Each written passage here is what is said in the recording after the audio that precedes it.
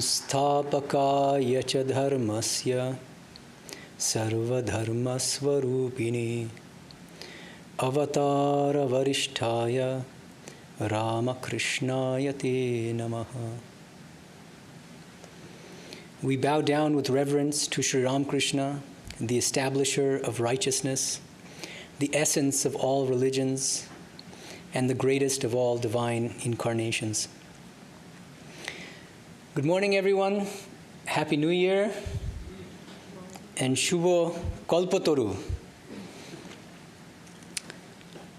It's a surprisingly sunny morning, a little sunny respite from the few days of relentless rain. A few dates in the year which are famous for other reasons have a special significance in our spiritual tradition. So to give one example, September 11th is now a date that will live in infamy for obvious reasons, but for us it's a wonderful date.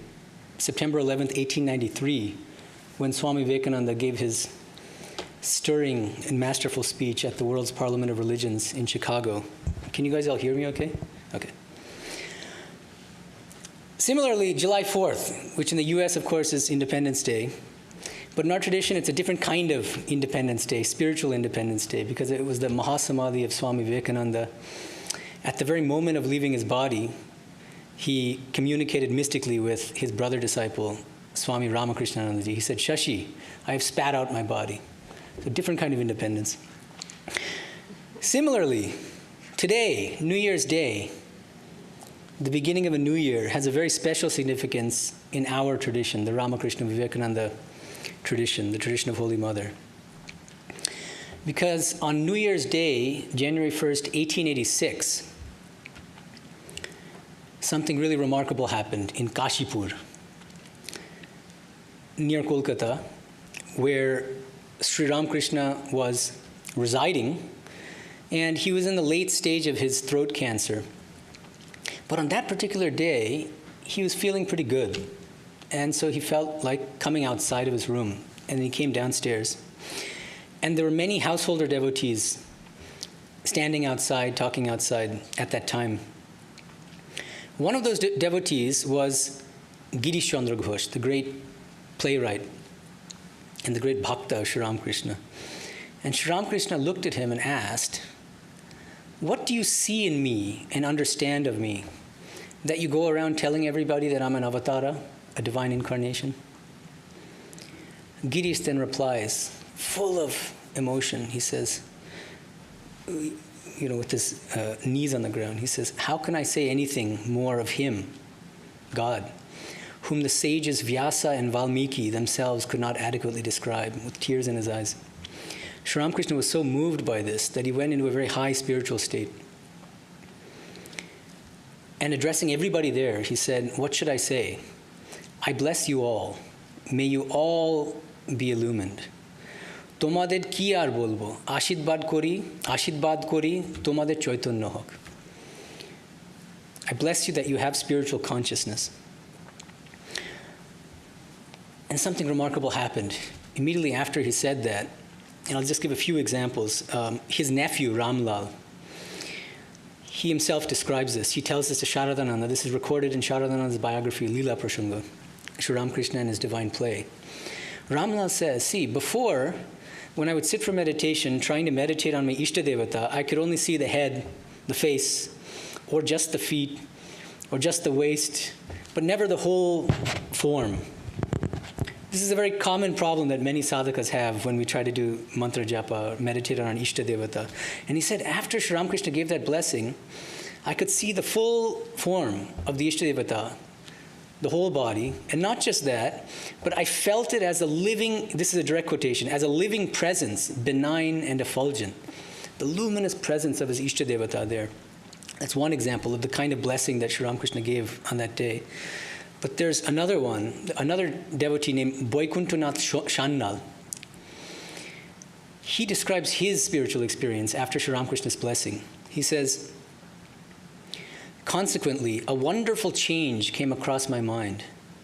I began to see the Master's, meaning Shri Ramakrishna's, gracious, smiling, and luminous form in the sky, the houses, the trees, all human beings, and in everything else I saw in all directions. I was overwhelmed with extreme bliss. I was amazed and spellbound by seeing the blessed Master in all things. It's a remarkable spiritual experience of God in and as everything in the world. But what happens after that? Vaikuntanath was a householder. He had a job, he had a family. When he would go to his job, he would find that he couldn't concentrate on his work because he was seeing God everywhere. This is similar in some ways to the experience that Shri Ramakrishna, that Swami Vivekananda had when he saw Brahman and everything. He couldn't even, when he was sit to eat, he couldn't eat because the food was Brahman. So likewise, Vaikuntanath, he said, I couldn't function in the everyday world. So what did he do? He prayed to Shri Ramakrishna to lessen the spiritual intensity of this vision. He said, otherwise I can't function. And then Vaikuntanath himself, and then the vision did lessen.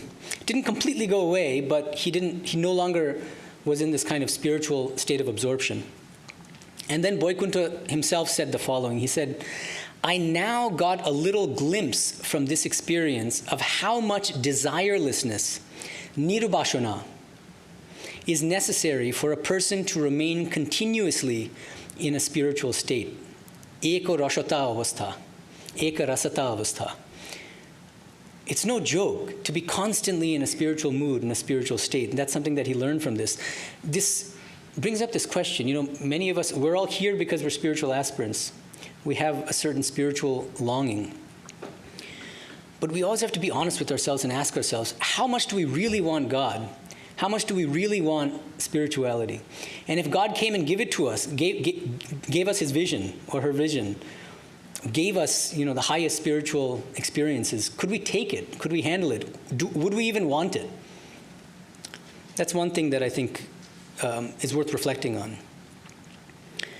Now, because Shri Ramakrishna blessed many devotees that day, they all happened to be householder devotees. Some of these householder devotees gave this day a label. They called it Kalpataru Day. Kalpataru means the wish-fulfilling tree. And they said that Shri Ramakrishna on this day became the wish-fulfilling tree. Swami Sharadananda, in the last chapter of his biography of Shri Ramakrishna, Leela Prasanga, he discusses this incident in Kashipur on January 1st, 1886. The title of this chapter is quite significant, Atma Prakasha Abhay Pradhan. Shri Ramakrishna's granting of fearlessness through his own self-revelation. And he says the following. Sharadanandaji says, Ramchandra Datta, the cousin of Swami Vivekananda, one of the householder devotees of Shri Ramakrishna, he says, Ramchandra and some devotees have said that on that day, January 1st, 1886, the master became the Kalpataru, the wish-fulfilling tree. But we think, and I think he means himself, of course, but also maybe the other monastic disciples of Shri Ramakrishna, but we think it is more reasonable to describe this event as a manifestation of the Master's fearless divine nature, or to say that he revealed himself on that day, granting fearlessness to all, abhaya, pradana. It is said, he continues, Sharadanandaji continues, it is said that the Kalpataru gives people whatever they ask for, good or bad. But the Master did not do that. By this event, he let it be known clearly that he was a God-man, and that he offered shelter from fear to all without discrimination. It's a very significant paragraph.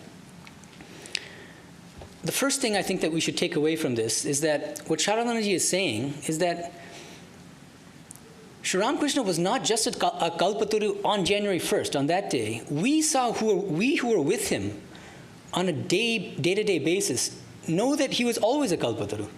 He says the following in this context. He says, almost every day in Dukkhineshwar, we had seen the Master become overwhelmed with compassion and grace and bless some devotees with his powerful divine touch. He says, that's not unique or new about January 1st, 1886. What is unique about this special day, January 1st, 1886? So I think this is what Sharadanandaji is saying. I want to pull out three elements from this paragraph that I just read out to you. First, what he thinks is very unique about January 1st, 1886 is that Shri Ramakrishna revealed himself to be a divine incarnation, an avatara, to everybody. Then you might ask, well, was that not known before? If you look at the gospel carefully, Shri Ramakrishna was very reluctant to even hint that he was an incarnation on most occasions. Only on some occasions, M records, he looks around the room, Shri Ramakrishna looks around the room, sees that they're only his antaranga, his inner circle of devotees. And then he says, close the door. And then he'll tell them, on some rare occasions, very directly, that I'm an avatara, I am Satchitananda in the fullest form. But this time, I've come with the fullest manifestation of sattva guna. So these kinds of things. But I think what Sharananji is saying is that on this day, January 1st, 1886, he made his self-revelation universal. He declared to everybody that I am actually God incarnate. So that's the first aspect, I think, of what Sharananji is saying. Second aspect, this fearlessness. What does it mean that Sharananji is saying that what's really special about this day is that Shri Ramakrishna granted fearlessness to everybody? I think what he means is that Shri Ramakrishna declared and made everybody around him feel directly that everybody without exception finds shelter at his feet, at the feet of God, however they like to think of God, without any exceptions. There's no discrimination, no partiality in God. Nobody is a hopeless case. Sometimes, again, if you read the gospel, you might think that some of his teachings are pretty intimidating. It's always about renunciation of lust and greed and all these prerequisites for being spiritual. But here he just granted fearlessness to everybody. Everybody can take shelter at the lotus feet of God. And the third thing, the question that might arise in some of your minds after listening to this paragraph from the Lila Prashango, Sharananji's reflections on Kalpataru Day, we might ask, well then, does Sharananji say that we shouldn't call it Kalpataru Day? I just greeted you by saying Shubha Kalpataru. This is the traditional way that followers in our tradition usher in the new year and greet others. Shubha Kalpataru. Should we not do that? No, I don't think that's what Sharananji is saying. I think what he's saying is that the main point to take away from what Sharananji is saying is that it's not the case that Shri Ramakrishna was the Kalpataru only on that day or only on January 1st of every year, but that he's always the Kalpataru, the wish-fulfilling tree. That's why the title of this talk is Shri Ramakrishna, the Eternal Kalpataru. Okay? How many of you have visited Kashipur on January 1st? Some of you. Two. So I recommend that all of you at some point in your life, you do that. It's a remarkable sight. I've had the privilege, I joined in Belumat in 2010, and I had the privilege of going to Kashipur on Kalpataru Day for 11 years straight. And in training center in Belumat, every one of us has to go through a 2-year training center as brahmacharis. Traditionally, I don't know if it's still done, but at least during my time in training center, this was done. They would send a whole group of brahmacharis, training center brahmacharis, to Kashipur on January 1st for crowd control. It's massive crowds. And our only job was, they're Bengalis mostly, and so we would just say in Bengali, Egiye cholun, darabenna, Egiye cholun, darabenna. What that means is, please keep walking. You cannot stand anywhere, because these massive lines that go on for blocks. People waiting in line for 7, 8, 9 hours in the hot sun to get a 2-second darshan of Shri Ramakrishna on this day. And I was just thinking when I saw this, having come from the US, that you'll never see this kind of longing to see God, these kinds of lines for religious purposes. What you'll find is on Black Fridays, for instance, in the US, you'll find massive lines. You'll find people camping out to save $500 on their laptop at Best Buy. You'll find people camping out at night for Taylor Swift tickets or something. But waiting outside of the Kashipur house for 7 or 8 hours at a stretch for a 2-second darshan of Shri Ramakrishna, with that feeling in your heart that you're getting blessed by Shri Ramakrishna, this is remarkable. So I recommend to everybody that you do that, at least once in your life. But I want to reflect a little bit more deeply on what it means for God to be the eternal or nitya kalpataru.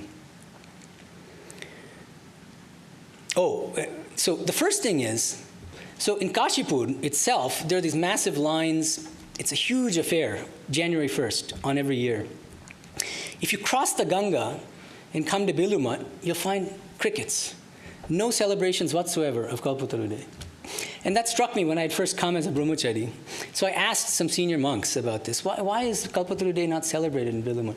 Their consistent answer is, Shri Ramakrishna is always a Kalpataru. It doesn't make sense to celebrate one day for him to be Kalpataru. He's always a Kalpataru. That's our belief. That's our conviction. That's why it's not celebrated separately in Bilumat. That's another thing, just to note. Now, what does it mean for God to be the eternal, wish-fulfilling tree? It might seem obvious. It might seem that what it means is you can go to God for anything, and he'll give you or she will give you whatever you want, whatever you ask. That's true. But there are more subtle aspects to this with respect to spiritual practice, which I want to go into. If you look at the Gospel of Shri Ramakrishna, you'll find that Shri Ramakrishna himself, on a number of occasions, explains in what sense God is the Kalpataru. He uses exactly this word in Bangla, Kalpataru. So let's look at some of these, and let's try to learn from Shri Ramakrishna's teachings on God as the Kalpataru.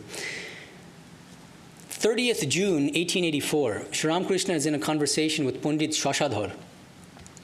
And this Pandit asks Shri Ramakrishna a very pointed question. Does God listen to our prayers? It's a common question that might come up in our lives. And Shri Ramakrishna answers as follows. God is the Kalpataru, the wish-fulfilling tree. You will certainly get whatever you ask of her, but you must pray standing near the Kalpataru. Only then will your prayer be fulfilled. But you must remember another thing. God knows our inner feeling. A man or a woman gets the fulfillment of the desire she cherishes while practicing sadhana, spiritual practice. As one thinks, so one receives. I'm going to read the Bangla here because there are a number of phrases which are very difficult to translate. Ishwar kalpataru, je ja chaibe tai pabe, kintu kalpatarur kache chaite hoy, tobe kotha thake.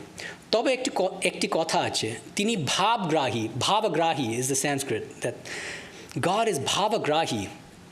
Bhava here means that inner feeling. He knows what's in our hearts, what we want in our hearts.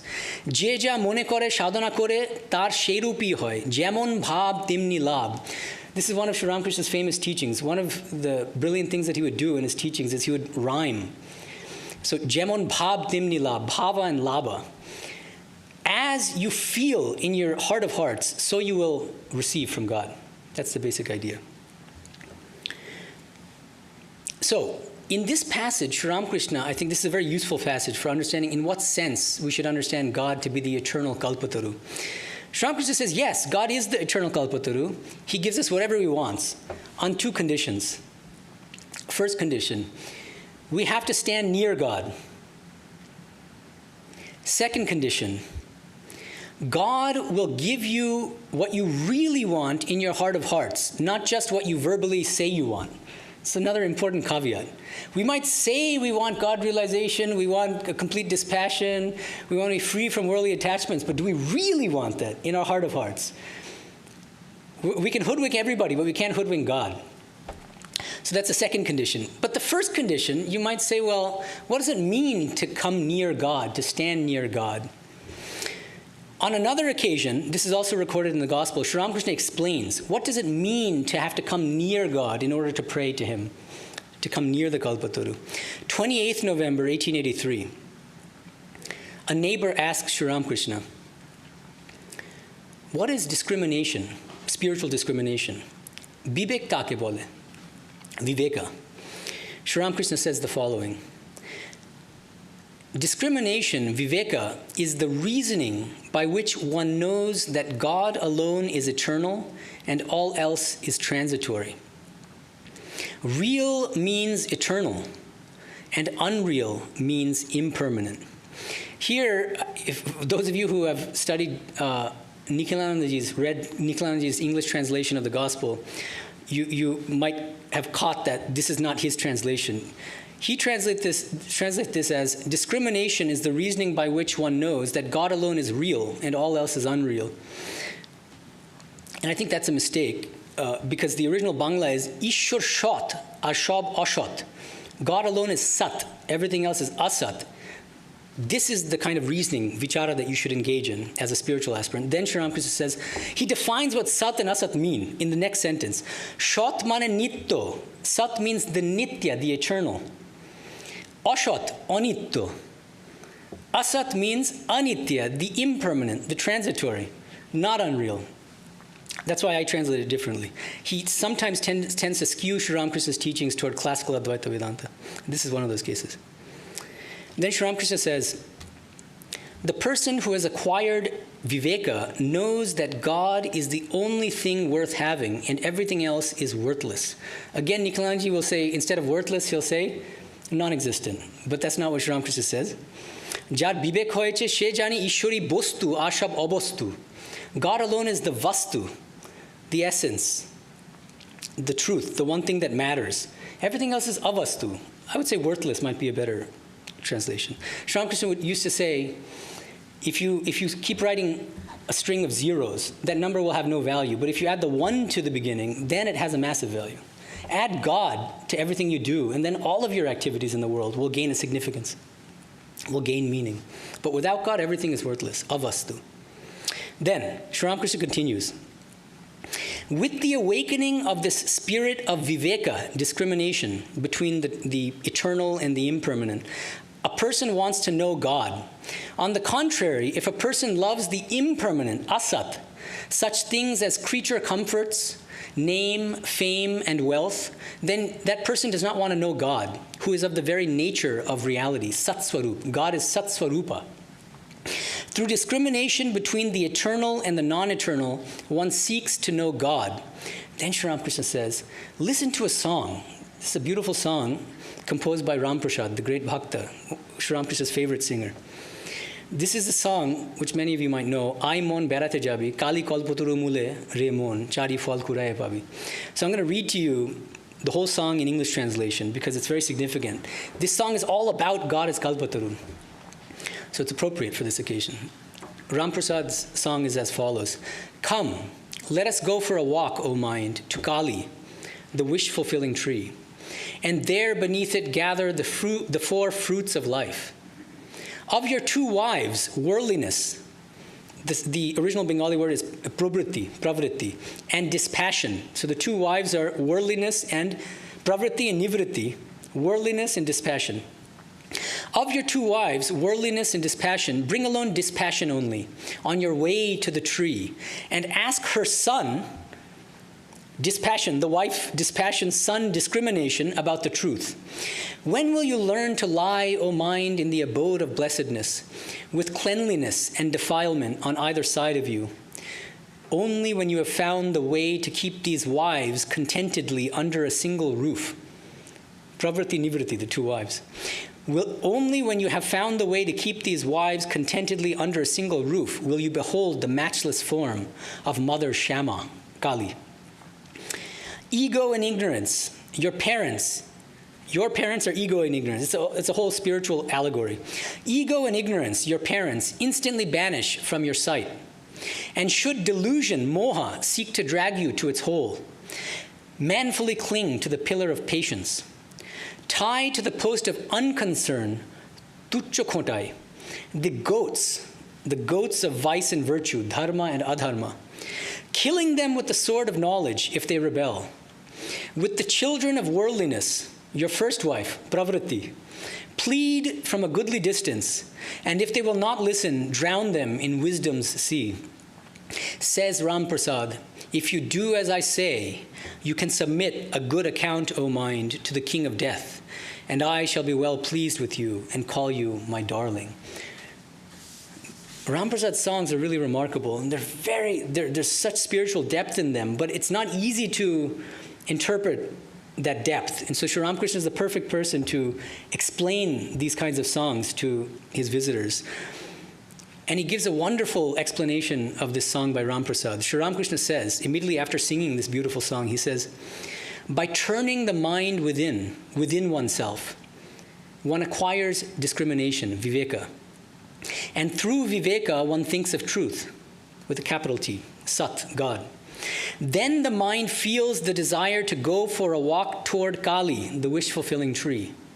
Reaching that tree, that is to say, going near to God, you can without any effort gather 4 fruits, namely dharma, artha, kama, and moksha. Dharma means ethical living, righteousness. Artha means the acquisition of wealth. Kama, the fulfillment of sense pleasures. And moksha, spiritual liberation. Yes, after realizing God, one can also get, if one so desires, dharma, artha, and kama, which are necessary for leading the worldly life. So what is Shri Ramakrishna saying? What I see him saying is the following. There's a kind of 5-step process in approaching God the Kalpataru. Number 1, you have to follow the path of nivritti, the path of dispassion, the path of spiritual perfection rather than the path of worldly enjoyment. After practicing nivritti for some time, dispassion, spiritual practices, you acquire viveka. This is the 2nd step. It's not so easy to attain viveka, which is this real discrimination between what is real and permanent and what is impermanent, and just focusing on what's eternal, which is God. Through the sustained practice of viveka, you arrive at step 3. Shri Ramakrishna says, only after your viveka ripens do you spontaneously start thinking of the eternal God more than you think of worldly affairs, your worldly attachments, your worldly relationships, worldly desires. That comes at a late stage. Notice that. Step 3 is when you start thinking of God more than the world. Jesus used to say you can choose God or mammon, but not both. Mammon here means worldliness, right? So it's the same idea. You can't have both. Once you start thinking about the eternal God repeatedly, through abhyasa, through repeated spiritual practice, you arrive at the 4th stage. Shri Ramakrishna says, in this 4th stage, you finally desire to walk toward Kali Kalpataru. You finally have that intense desire to actually walk toward the wish-fulfilling tree. Before that, you don't even feel that desire. Most of us don't feel that, you know. That's not the end. And then finally, once you reach the tree, what happens? 5th and final step. He describes this as God realization. Finally, you get God realization. Once you get God realization, you can get whatever you want from God instantaneously, because your will and God's will has become one. They've become one. So what is the point of all this? Why does he emphasize this song so much? Another one of his teachings, I think, is relevant in this context. He says, the wind of God's grace is always blowing, but you have to set the sail to take advantage of that wind. So I think that's exactly what he's saying. God is always the Kalpataru, but you need to walk near him. What does walking near him mean? It means you have to engage in spiritual practices. He also he would often refer to Hanuman as a perfect example of somebody who is not just approaching God the Kalpataru, but who is always sitting under the tree of Rama the Kalpataru. So this was, the occasion was M's 4th visit to Shri Ramakrishna. And Shri Ramakrishna says to the people in the room, just imagine Hanuman's state of mind. He didn't care for money, honor, creature comforts, or anything else. He longed only for God.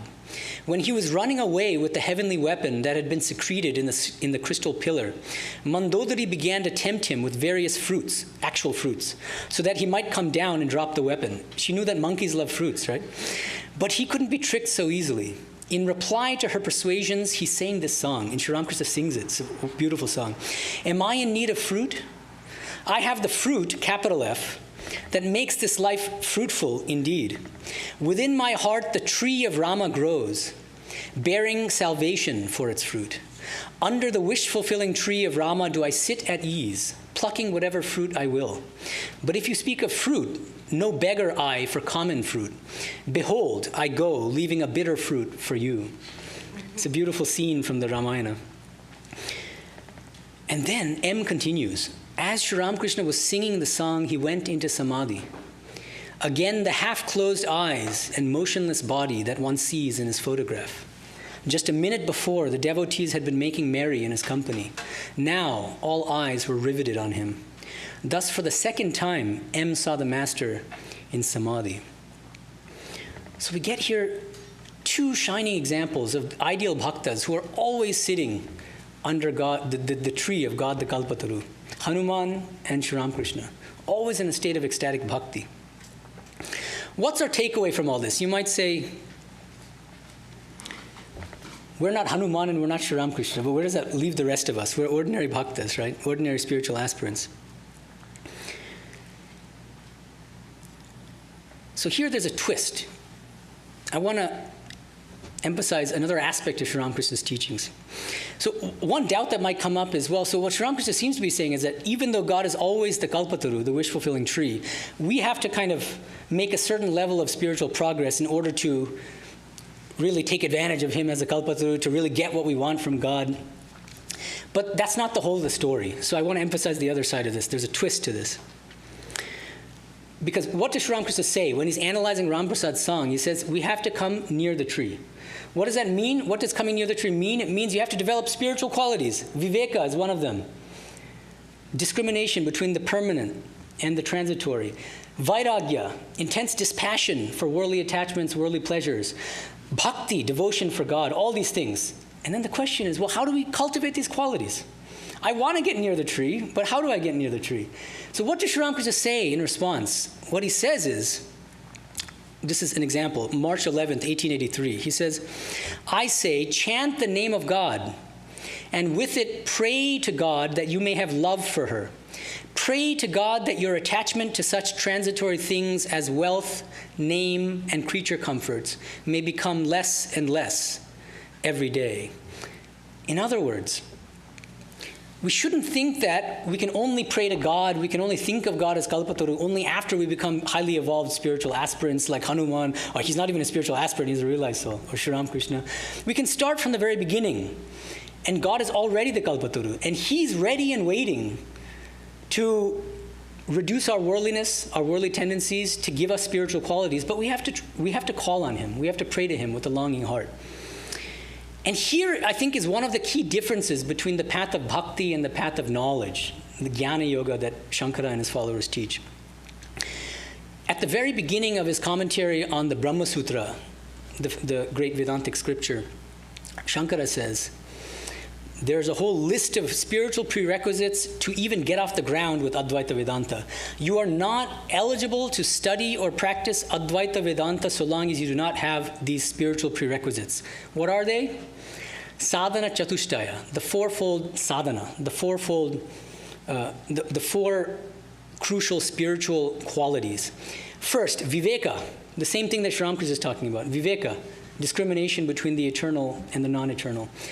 Vairagya, dispassion for all worldly things. Shat Sampat, the 6 treasures.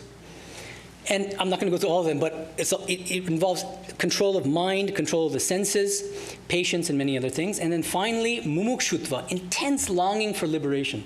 And he says, until you have these 4 spiritual qualities to the full, you are not eligible to study Advaita Vedanta or to practice Advaita Vedanta. And one might think from the teachings that I've already read to you from the gospel that Shri Ramakrishna might be saying something similar. First, you should have viveka and all these things. Then you can finally approach God the Kalpataru and ask whatever you want from him. But it's not quite that. Shri Ramakrishna again and again in the gospel says that bhakti is the path of this age. And the reason is precisely because there are no prerequisites. You don't have to show your credentials, your CV, and say, like, I've gotten this degree and that degree to get off the ground with it. Anybody can start anytime at this very moment. That's why he would say, bhakti shad. Bhakti is the essential thing. Having bhakti is the essential thing. And he would say, if you don't have spiritual qualities, if you're full of worldly attachments and desires, what do? You go to God. Pray to God with tears in your eyes, with a longing heart. And you ask God directly to reduce your worldliness, to give you spiritual qualities. So God is Kalpataru from the very beginning. That's the beauty of the path of bhakti, actually. So to sum up Shri Ramakrishna's teachings on God as Kalpataru, this is the way I would put it, is that bhakti yoga, the path of devotion, is a virtuous circle. What do I mean by virtuous circle? It's the opposite of a vicious circle. A vicious circle is you're trapped in a circle that is bad and you can't get out. A virtuous circle is a good circle. It's one in which the things you're engaging in are sort of mutually reinforcing each other, and it's all positive. So what is it? What does it look like? At the very beginning, we pray to God, the eternal Kalpataru, for spiritual qualities. All of us at any stage of spiritual life, it doesn't matter if we're the worst sinner, we can do this. Any one of us can pray sincerely to God for spiritual qualities to reduce our worldly attachments and desires. Okay, it's the first step in this cycle, or circle. Through that intense, sincere prayer, we develop certain spiritual qualities. And the more spiritual we become, the closer we come to God. That's what Shri Ramakrishna means by approaching the tree, God Kalpataru. And the closer we come to God, the more quickly God will respond to our prayers.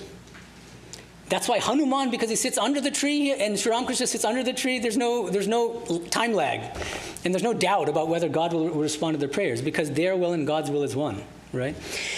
And then, by coming closer to the tree, we gain, our devotion toward God intensifies, our faith in God intensifies, and then we pray even more intensely and more sincerely, and our spiritual practices become redoubled and stronger, until finally, as I said, this is a virtuous circle, so the culmination of all these practices and this kind of feedback loop, this positive feedback loop, is that we ultimately attain God realization.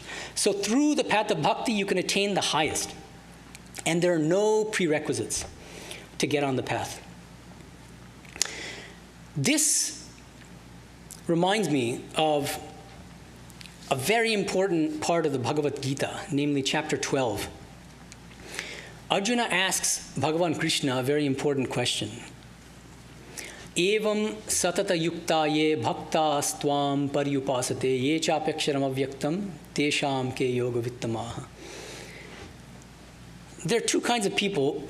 Some people are bhaktas who worship you, O Krishna, the avatara. And there's another group of people, they're jnanis.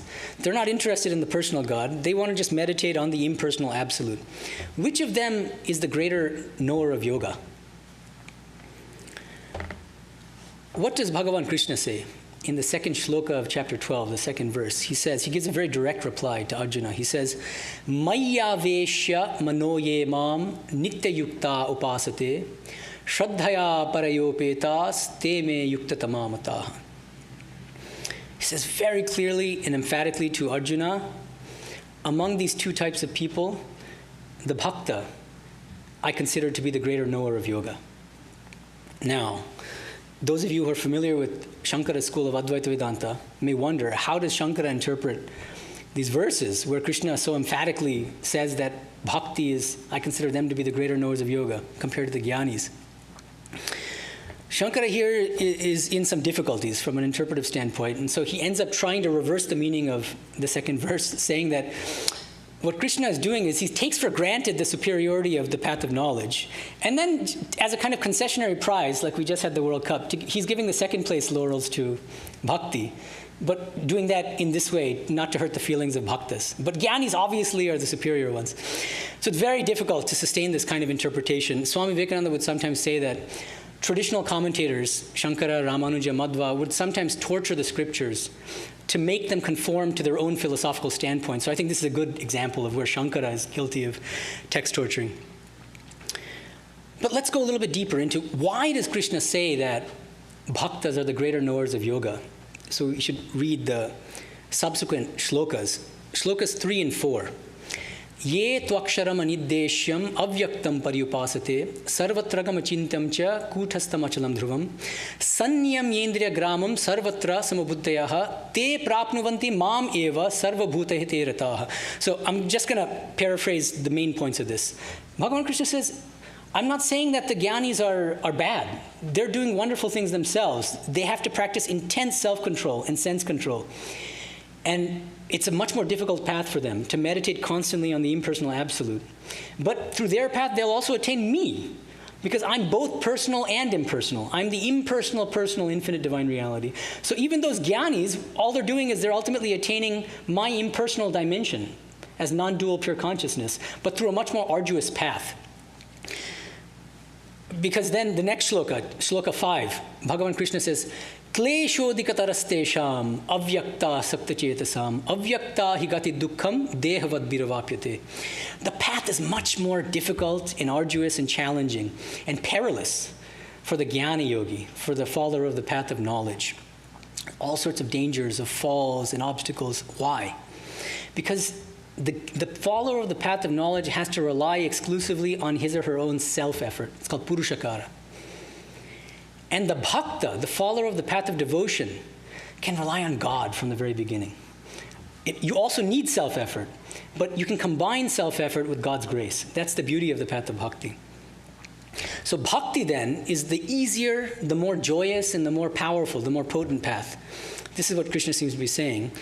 Because you can combine self-effort with reliance on God and the grace of God. So this is why Bhagavan Krishna says in the next shlokas, 6 and 7, Ye tu sarvani karmani mai sanyasya matparaha ananyena eva yogena mam dhyayanta upasate teshamaham samuddhatta mrityu samsara sagarat bhavami nachirat patha maya veshita chetasam. But my bhaktas who are constantly thinking of me, whose minds are immersed in me, minds and hearts are immersed in me, because they've surrendered to me, I'll take care of everything.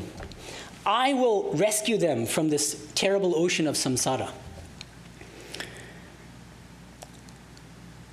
Another thing that Swami Vivekananda would often say is that instead of blindly following the traditional commentators when we study the great scriptures like Upanishads and Bhagavad Gita and Brahma Sutra, we should reinterpret them in a broader manner in the light of the life and teachings of Shri Ramakrishna. I think this is a wonderful example of this. I think we can do that because I'll just read you what Shri Ramakrishna says about the path of knowledge. This is from the Gospel, June 25th, 1884. Shri Ramakrishna says, to follow the path of knowledge, jnana yoga, in this age is also very difficult. First, a person's life depends entirely on food. Second, people have a very short span of life. Third, people in this age can by no means get rid of body consciousness. Notice the exact parallel with Gita. Dehavad biravapyate. It's extremely difficult for people who are body conscious, says Krishna, to follow the path of knowledge. Shri Ramakrishna is saying exactly the same thing. The follower of the path of knowledge can by no means, or just people in general, can by no means get rid of body consciousness. And the knowledge of Brahman is impossible without the destruction of body consciousness. The jnani says, I am Brahman, I am not the body, I am beyond hunger and thirst, disease and grief, birth and death, pleasure and pain. Shri Ramakrishna then says, how can you be a jnani if you are conscious of disease, grief, pain, pleasure, and the like? A thorn enters your flesh, blood flows from the wound, and you suffer very badly from the pain. But nevertheless, if you are a jnani, a follower of the path of knowledge, you must be able to say, why, there is no thorn in my flesh at all. Nothing is the matter with me. Then Shri Ramakrishna says, therefore bhakti yoga, the path of devotion, is prescribed for this age, the Kali Yuga. By following this path, one comes to God more easily than by following the others. One can undoubtedly reach God by following the paths of jnana, knowledge, and karma yoga, the path of selfless action. But they are very difficult paths. Shri Ramakrishna would sometimes, in a very simple way, in a homely way, explain the difference between followers of the path of knowledge and followers of the path of bhakti by distinguishing two paradigms. One is the paradigm of the baby monkey. And he would say that, imagine a baby monkey holding on for dear life to his father's hand as the father hops from tree to tree. And what's the danger here? The danger is the moment that the baby monkey lets go of his grip a little bit, he'll be dashed to the ground and killed. This is the paradigm of self-effort. This is the path of knowledge. It's definitely a path, and if you can hold on tight enough, then you will succeed. But it's very difficult, and most people don't succeed. And many deceive themselves into thinking they've succeeded when they haven't. And what about bhakti yoga? He says, imagine a baby kitten. What does a baby kitten do? It sits in one place and says mew, mew. Instead of meow in the West, Thakur in India it's mew, or at least in Bengal, mew, mew, M-E-W. You just mew. The baby kitten mews. And what happens? The mother will come rushing to it, take it in its mouth, gently, of course, not eating it or biting it, and then, as cats do, and then we'll drop it wherever it feels like. And the baby cat's not bothered. The kitten says, you put me wherever you want, and I'm 100% dependent on you. This is the path of bhakti. So on this auspicious day, let's pray to Shri Ramakrishna, Holy Mother Sharada Devi, and Swami Vivekananda, the eternal Kalpatarus, to bless us so that we can approach nearer and nearer to God, the Kalpataru, every day, by calling on God as much as we can, by thinking of God, and by engaging sincerely in spiritual practices. We have a few minutes, and because we have a COVID outbreak here, we're not going to hold the question-answer session in the greenhouse today. But instead, I thought I'd leave a few minutes for questions now, if you have any. So please feel free to ask questions.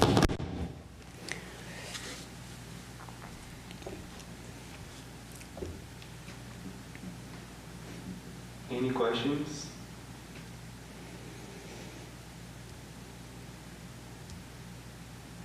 You have a question?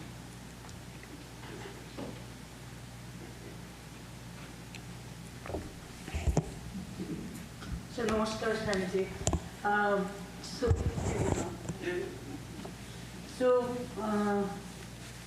According to Thakur, then, if the blind faith is the only way to reach him, or, No, not the only way, but the easiest way for this age. Yeah, he would never say only way. That's the kind of fanaticism that he would criticize, the dogmatism. He would say, never say that your path is the only way. But bhakti is the royal way and the easiest way for people in this age. For most people in this age, we can say. And could you explain once more what is spiritual discrimination? Yeah, well, Shri Ramakrishna says it very clearly, right? So on the one side, we have the one eternal reality, which is God.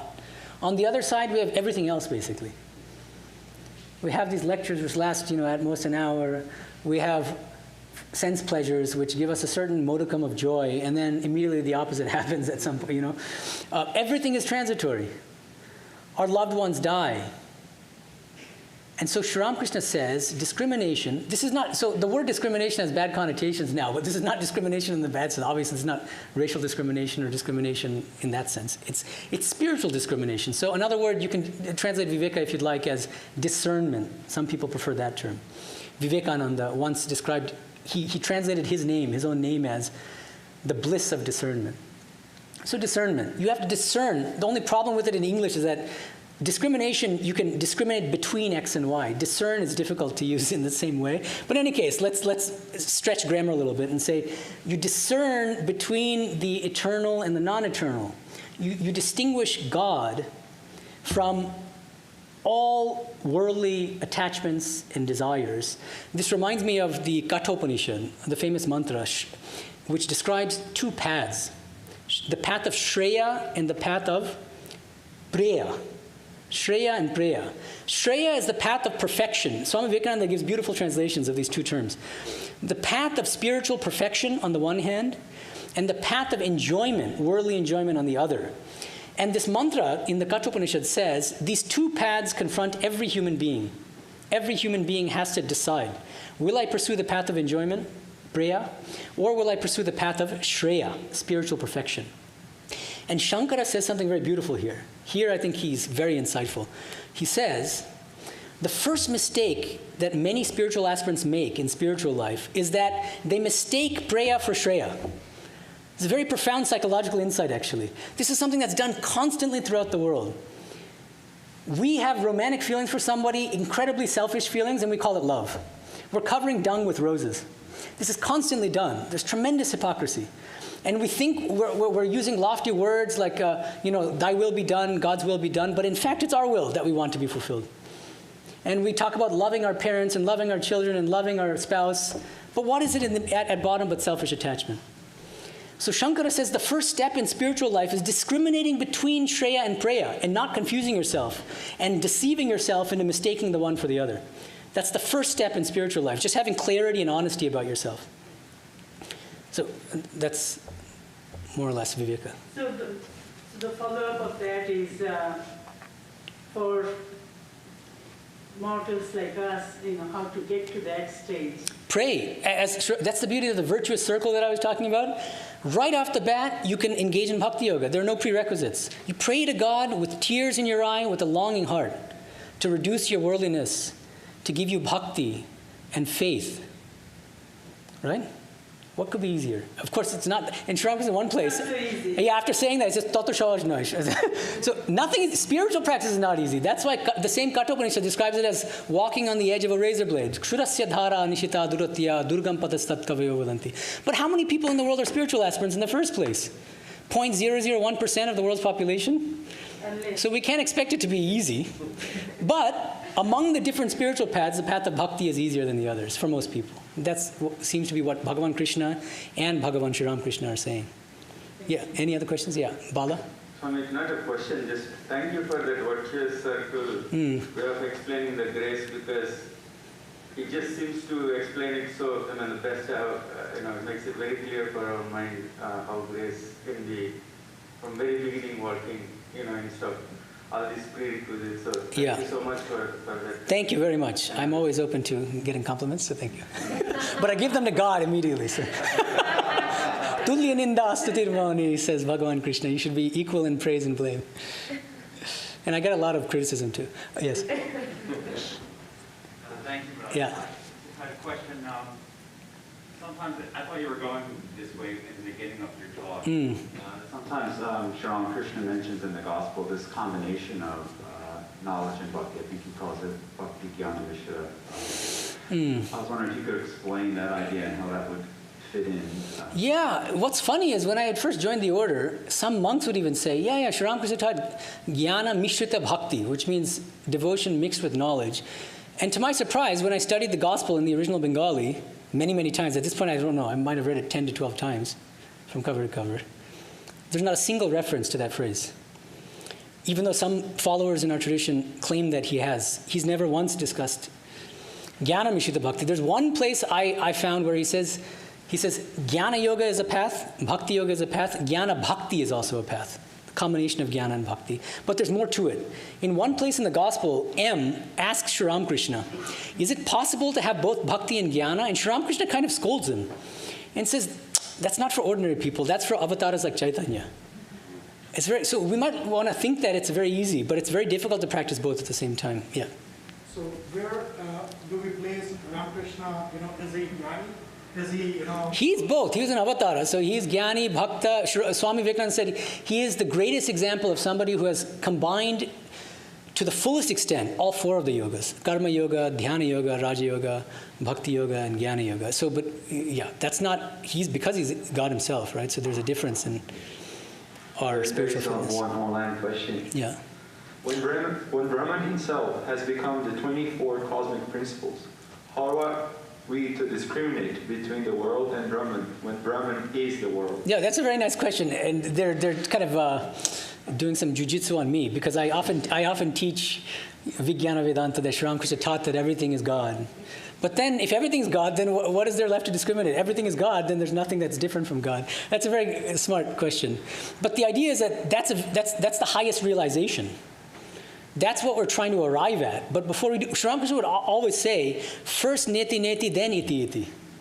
First you say, God is not these worldly attachments, these worldly pleasures, he's not this, not that. And then you attain realization of Brahman, and then you see, so first jnana, then what he calls vijnana. Only after you go through this process of negation do you arrive at the realization of God, and then you see that God has become the 24 cosmic principles. That's the beauty of it. So there's a series of steps here. But then you might ask, well, but then how is this Vijnana Vedanta teaching relevant to us as ordinary spiritual aspirants? It's relevant because Shri Ramakrishna gave us, every one of us, a beautiful spiritual practice based on Vijnana that all of us can practice right away. Shiva Jnane Jivir Seva. This is something that you can practice without even having that realization of God in everything. Serve others in a spirit of worship by seeing God in everyone. And this is what Swami Vivekananda called practical Vedanta. So it's not that it's not relevant to us, this highest teaching, that God has become everything. But when Sri Ramakrishna is talking about Viveka, in that context, he's not bringing in the Uttama Bhakta, the highest devotee seeing God in everything. He's thinking of struggling spiritual aspirants who still, suffer from things like ego and selfishness and selfish attachments. For them, discriminate between all those things that are taking you further away from God herself or himself. and focus more on God, think more of God, take God's name, and try to lessen your worldly desires. How do you do that? By calling on God with a longing heart, with tears in your eyes. Yeah, I think one final question. Maharaj, Yeah. in the case of like self-deception in jnana, you read one book of Yeah, jnana, yeah. thinking about that in the case of bhakti, if I say I give God the power of attorney, what that means is I'm surrendering my right to worry about anything ever, Yeah. and I'm not also allowed to cry about stuff, right? Yeah. Say my son dies, Yeah. I should be like, hey, good. That's it. right? Yeah, exactly. So- That's exactly right. I mean, there's the danger of self-deception in all paths, including bhakti. And I think there are several dangers. One is feeling that, or saying verbally, or thinking, God's will be done, I'm completely surrendered to God. But do you really practice that? Girish Ghosh, who was one of the few devotees that Shri Ramakrishna had told directly, give me your power of attorney. Because he felt that he alone he was eligible to practice that very, very high kind of bhakti practice. Give me your power of attorney, which means just surrender everything to me. I'll take care of everything. Girish goes later. He would visit the monks in Belumat and said, when he had said that to me, I thought that spiritual life would be easy because he's taken the whole burden up for me. I don't have to worry about anything. I don't have to do japa. And he said, it took me years to appreciate the difficulty of this practice. What's the difficulty? And he gives an example. He says, now I feel that when I lift my arm, it's Thakur lifting my arm through me as his instrument. You see, that's a very, very high realization, actually. That's the state that he reached through the sincere practice of surrender. For example, if the highest devotee master means because the son died, Chaitanya Dev is giving discourses and taking Harina, Harina. Yeah.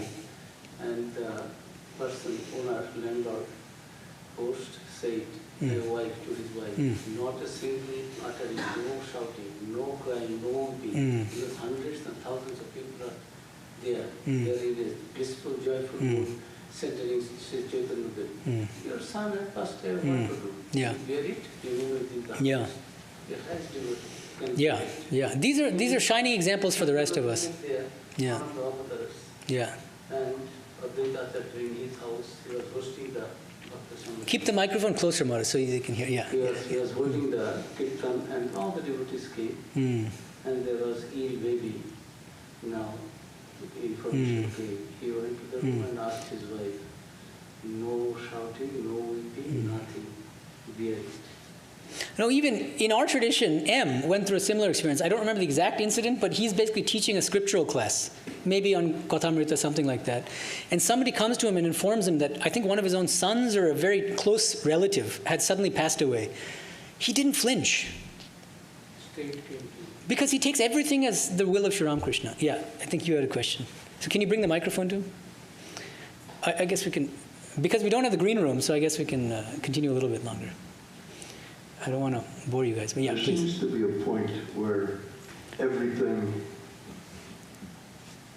bursts into a shining, pure consciousness, a vibration that one looks at and is astounded by and realizes that it's not out there, it's in pure consciousness, in me. And any need to have a body to hold it that becomes a barrier, and everything just shimmers in a light, and that is Satchidananda. It only lasts a few seconds when you see it, but you become totally bhakti, nothing but the love of God, or it just is. It's very real. It's a thing one struggles for all one's life, I suppose. And I'm very old, and I had little glimpses, and that glimpse is stunning. No, that's very good. It's very good. Try to keep these experiences to yourself. I think it's better to kind of, Christ would say, don't throw pearls before swine. So I think these things are so precious that it's better to just keep them, in the chamber of your own heart. But it's a wonderful thing to have those kinds of experiences. One thing I'll say is that there are different kinds of spiritual experiences, and with Shri Ramakrishna there was never higher and lower. So he wouldn't say that the Advaitic realization is higher than the Bhakta's realization. He would say that it's a matter of temperament and preference. He would say Bhaktas like to eat sugar. Jnanis like to become sugar. And in one place in the Gospel, Mohima Chakraborty, who was a staunch Advaitin, he asked Shri Ramakrishna, but don't Bhaktas also ultimately have to attain the highest state of Advaitic realization? And Shri Ramakrishna said, no, that's not the case. In certain Bhakti schools, there's the doctrine of the eternal Krishna and his eternal Bhaktas. Nitya Krishna, Nitya Bhakta. Chinmoy Sham, Chinmoy Dham. Sham, meaning Krishna, is himself divine consciousness, and his Dhamma, his eternal abode, is also nothing but divine consciousness. Whereas Advaita Vedantas will say that any kind of heaven is ultimately temporary, and that cannot be the highest goal. Shri Ramakrishna says, Bhaktas don't want to become sugar. Why force them to become sugar? They want to eat sugar in their Vaikuntha Loka, their Goloka, Vrindavana, eternally serving and worshipping Krishna. Let them have their salvation. Thank you. Anyone else before we wrap it up? Om Shanti Shanti Shanti Harihi Om Tat Sat Shri Ramakrishna Arpanamastu. There are Sunday refreshments. I forgot to mention this. There are some announcements. There are going to be Sunday refreshments outside. Fortunately, it's not raining, so we're held them outside. If it was raining, we were reluctant about having refreshments inside because of the COVID outbreak. But please be very careful. Continue to wear your masks as much as possible. And try not to speak to each other too closely. Try to maintain social distancing. Secondly, on Tuesday the 3rd at 7:30 p.m., I'm giving a class on Swami Vivekananda's poem To a Friend, Shakarproti in Bangla, a close reading. On Saturday, there's a memorial service for Geeta, Swami Atma Vidyanandaji's sister. That'll be held on Saturday, January 7th at 10 a.m. And next Sunday, the 8th, Swami Sarvadevanandaji will be giving a lecture, the Sunday talk, on the topic of Vivekananda-Brahmananda relation. Thank you. Mm-hmm.